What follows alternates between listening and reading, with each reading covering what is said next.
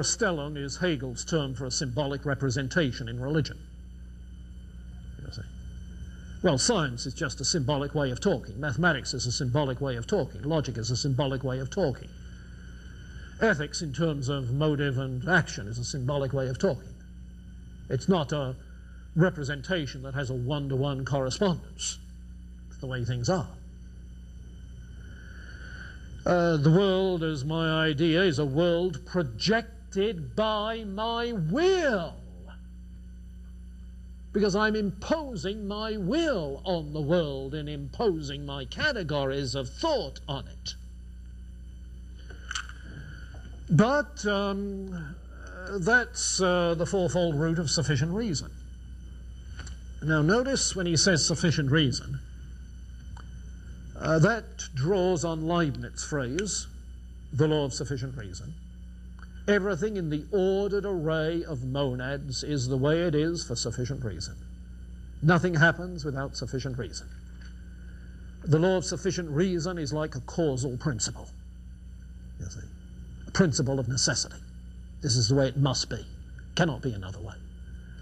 The best of all possible worlds turns out to be the only possible world for Leibniz. You see, a necessity there. But such sufficient reason is a notion, a structure that we impose on things, according to Schopenhauer. It's a projection of my will. Well, if we want to talk then about reality, the key is in realizing that the self is at its root a will, an impulsive, driving, conative thing. But one of the interesting ways in which he develops this has a lot of influence on the existentialists later on. He comes at it not by looking at human thought, because that's the way to phenomena only, but by looking at the way I live bodily. His phenomenology turns out to be a phenomenology of what now becomes known as the lived body. Now, the adjective's important. The body treated as an object of study is not the body that you live. A lived body is your conscious bodily experience. The consciousness of being bodily.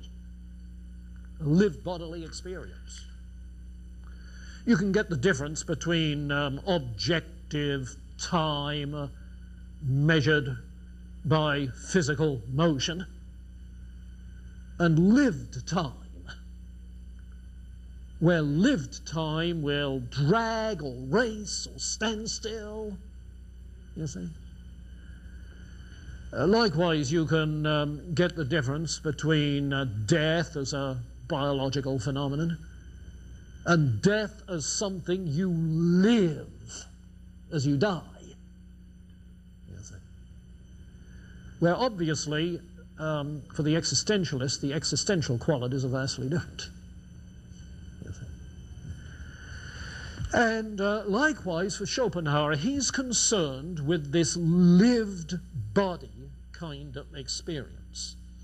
And so take a look, if you will, at page 92 and following, where he introduces this.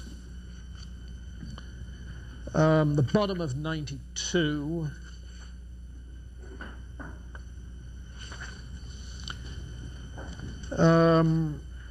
Section numbered 18. The meaning that I'm looking for of the world stands before me simply as my representation. It can never be found if the investigator were nothing more than a purely knowing subject, a winged cherub without a body.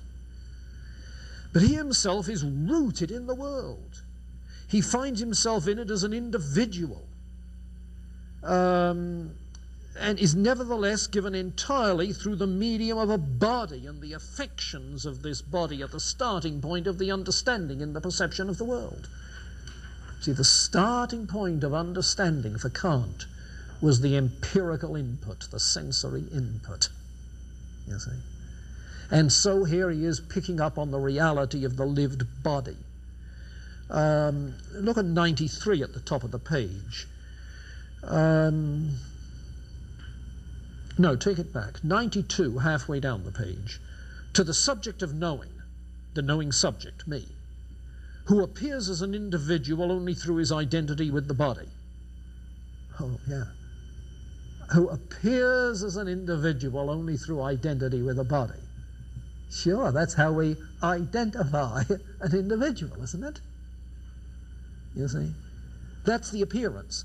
This body is given in two entirely different ways. It's given in intelligent perception as representation, an object among objects liable to the laws of those objects, the necessities, sufficient reason. But it's also given in a different way, namely as what's known immediately to everyone, denoted by the word will.